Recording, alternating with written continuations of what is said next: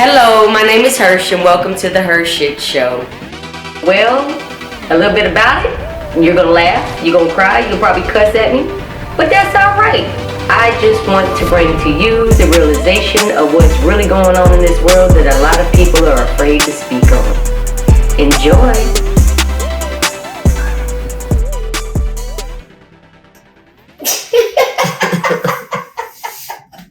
So, oh my goodness. So before he hit record or whatever, we was talking about, listen, I look a hot mess most of the time. I do. I don't understand. I really don't understand why people get cute just to take the trash out. I don't. And I have literally met dudes that have told me that, like, man, my woman gotta put on, a cute ass outfit and have her hair done and makeup done and all that just to go to the corner store. I'm like, why? I'm gonna look like a $3 crackhead. That's just me. Especially the gas station closest to you. They see your everything. The people there, they see you at your worst. But there's actually people that will not go outside at all unless they are to a T. I mean, I salute them. That's good for you. That to me is a waste of time. I want to be able to just get up and go. So we was talking about my hair, right? Everybody that knows me now or knows of me now, they're tripping, of course, because I have hair now. This is COVID hair. When COVID hit, I was not going to go get my hair cut. And then I was kind of forcing myself because I used to always play with the thought of let me grow my hair back out. But being in the military, I couldn't have it but so long past the collar. You have to go by the guidance. Is that what you do? This right here? It was like I think it's an inch below the collar, the uniform collar, an inch or 2 inches. I don't fucking remember. But when it would grow out to a certain length, I was not going to put all the little clips and pins in there to try to keep my hair off my collar or to stay in uniform, right? Or per the guidance, 670-1 Army. But now you can wear a ponytail in the military, in the Army. Pissed me all the way off. Now you can wear a ponytail. But it wasn't that way when you were there. Hell no. Ooh. Hell no. But there was females with long hair as long as you had your bun, or any. It had to be up. Had to be up. You couldn't just do this number right here. Now you can, but you couldn't when I was in. So I just kept it short. I cut my hair in 95 and just ran with it. I just kept it short. I might have let me get down here, do some little flips with layers and be cute, and then cut it right back off. I don't give a shit. I wasn't trying to be cute for nobody. Maybe I need to be cute for myself sometimes. I don't know. But if I don't have anywhere to go, I'm not going to sit there and try to be cute. Okay, so we're back. Miss Andrea. Hi. She's the one that rang on the doorbell a little bit a while ago. I was being cute. She stepped out the house being cute. Mm-hmm. That's what it is. Mm-hmm. So I really don't understand why people, and from a spiritual level, because I know both of y'all are very spiritual individuals, why would somebody feel like they have to do that? Because I don't be giving a shit when I walk outside. I don't care. I got on 5 different colors right now. So you talking about getting dolled up? Getting dolled up just to go to the corner store or just to go outside and take their trash out, or I don't know. Help me understand. Some people are just naturally beautiful. They just walk out and they're just glossing and glittering without even trying. But you have those that legit take 30, 45 minutes. Yeah, what you were saying earlier about like the guys. Yeah, the guy. I actually had a guy told me that, and I was like, "What, wrong bitch?" Because that ain't gonna be me. Conversation. That's what I'm trying to. Yeah, there was a guy that I was talking with at the time. We weren't dating or anything. We was pretty much cut friends, And he had actually made the comment of his lady has to get all dolled up just to go to the corner store and take the trash out. She's got to be looking her best, and I'm like, why? Yeah, I don't do all that to run to the store or take the trash out. I don't do all that. But from a woman's perspective, why do you think women do that? It's because for me, from a spiritual perspective, it makes me feel more grounded in my body. So I'm not so floating in the ethers. Now, also, it could be insecurity. It could be hiding a bit of who you are. Don't want to feel vulnerable completely.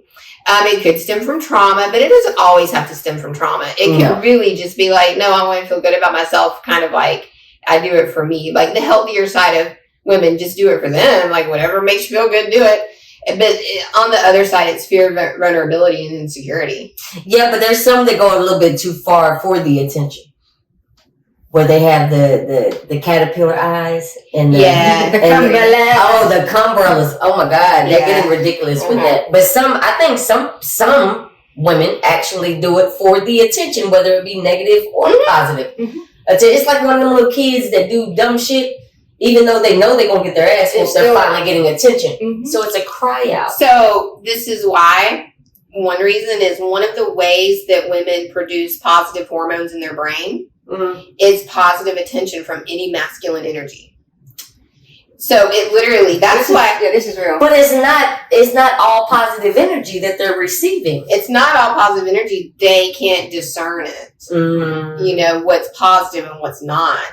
It's just that masculine energy they're feeling. And so then it literally, that's why women do stupid, you know, when women first start dating a guy, right? Yeah. And then they'll be so like ungrounded. If the bad guy says, let's go rob a bank, they'll be like, oh, it makes sense to rob that bank. If it's a vulnerable female.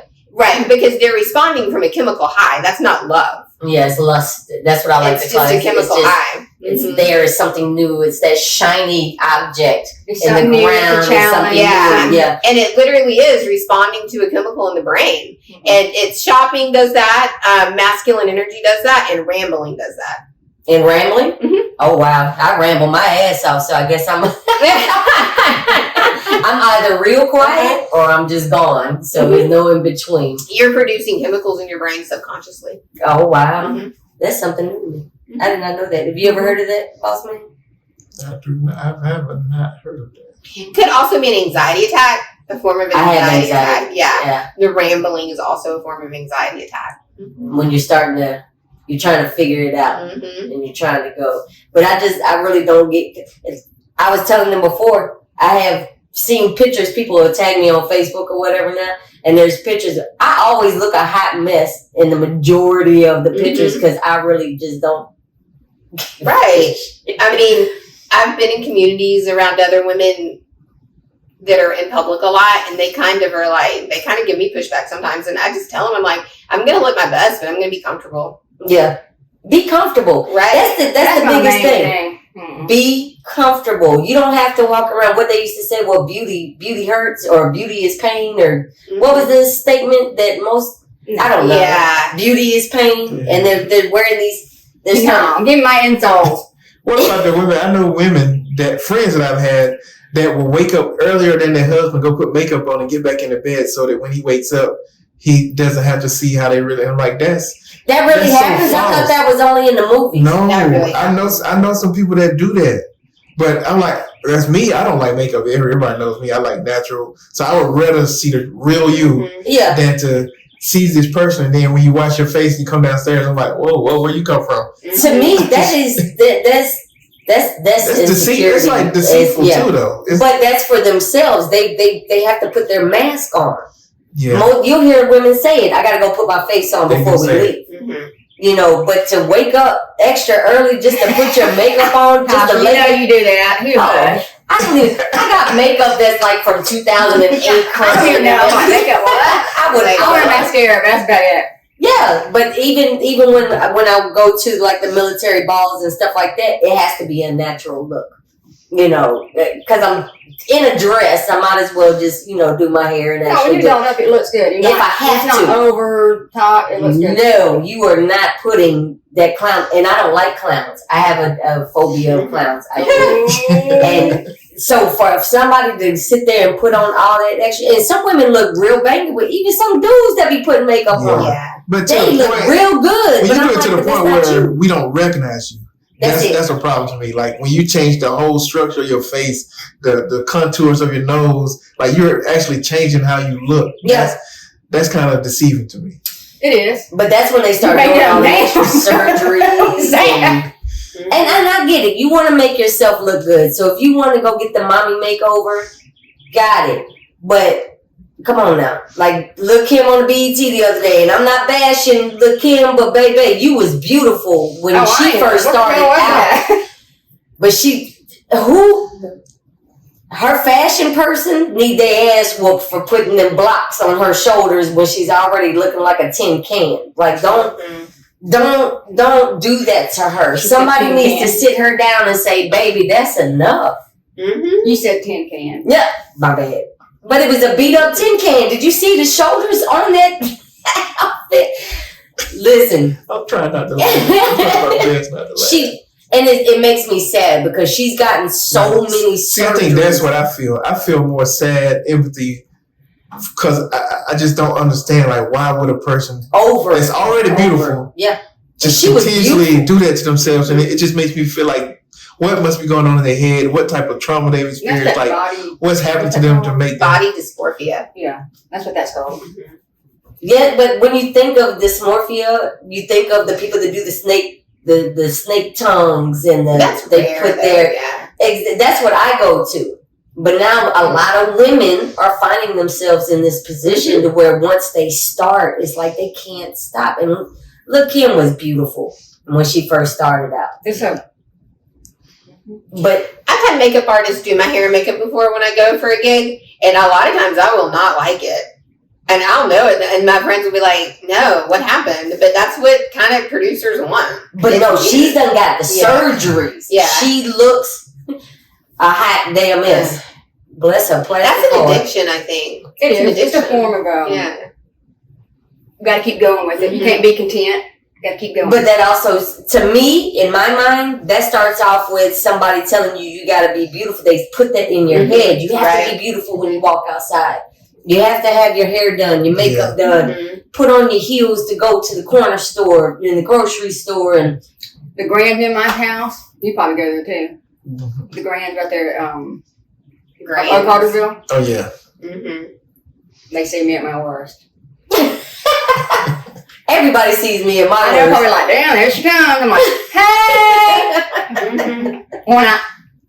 But and we're about to fall into line on the next, the episode about, women's choices. So it is your choice. It is. It's your choice. I'll say this. My sons got mad at my ex when I was married because she went out to Home Depot one day and she had these sweatpants she cut off. It wasn't about makeup.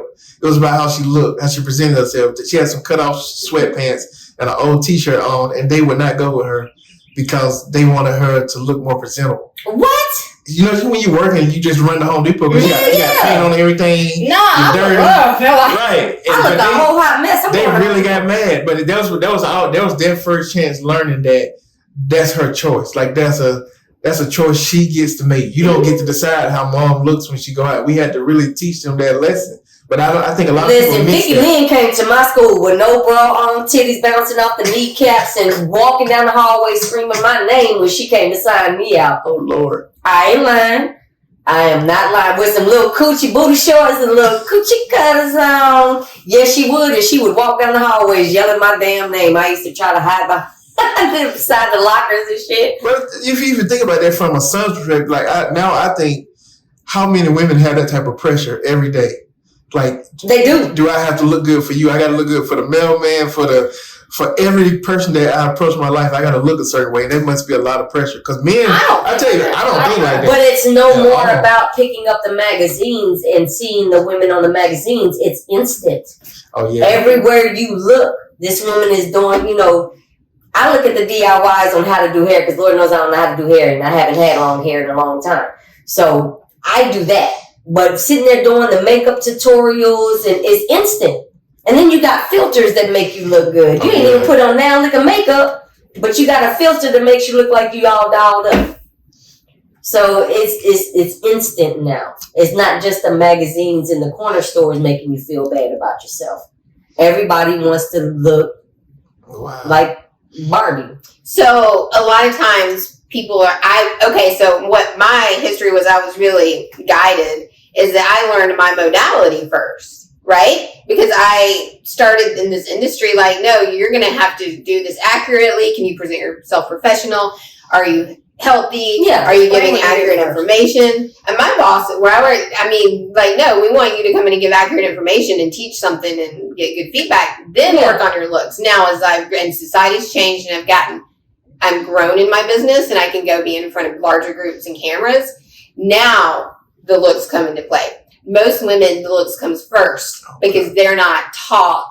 No, your modality counts, your knowledge, your education counts, right? I learned my modality first. How And do you now, carry yourself? now I can go in and they can slap some makeup and my hair on me and it doesn't matter. So I've showed up in instances before and, I've talked to other people who interview me to be on their show or whatever, and I'll tell them like, no, my gifts are real. And I told one man, I was like, yes, my gifts are real, my eyelashes are real, my hair is real, my boobs are real, please don't touch. And I was like everything real here. And they were like, oh really? And I was like, yeah, okay. It's mine. Yeah, it's mine. But it depends on what I'm doing that day, how the energy flows, and how dolled up I'm going to get. Yeah, and it does. To me, I'm the same way. It depends on if I'm going to some type of premiere or red carpet type thing or a military ball. Yes, I'm going to take my time to get dressed. It's the invite. Know your audience. Know your audience, but at the same time, you got to be comfortable within yourself. Right. And you got to, I tell you, I look like a $3 crackhead most of the time, and I'm cool with that. But a lot of people are not. Yep. And the next show, we're actually going to get into Miss Andrea and what she really does in a few minutes. That's it for this week's The HERshyt Show. Catch you next time. Brought to you by 8 Robinsons TV and Yellow Tub Creative.